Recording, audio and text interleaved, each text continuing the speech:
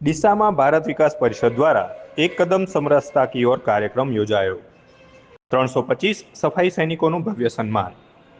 ભારત વિકાસ પરિષદ મુખ્ય શાખા ડીસાના રજત જયંતિ વર્ષની ઉજવણીના ઉપલક્ષમાં ગત રવિવારે આદર્શ વિદ્યાસંકુલ ખાતે એક કદમ સમરસતા કી ઓર કાર્યક્રમનું ગરિમાપૂર્ણ આયોજન કરવામાં આવ્યું હતું।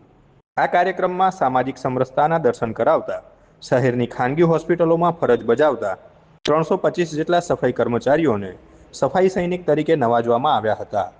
કાર્યક્રમના મુખ્ય વક્તા અને આરએસએસના વિભાગ પ્રચારક રવિભાઈ ગજ્જરે જણાવ્યું હતું કે સમાજને સ્વચ્છ અને સ્વાસ્થ્યપ્રદ રાખવામાં સફાઈ કામદારોનું યોગદાન પાયાનું છે।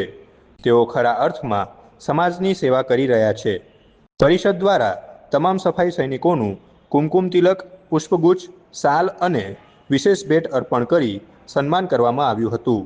સન્માન સમારોહ બાદ એક પ્રેરણાદાયી દ્રશ્ય પણ સર્જાયું હતું।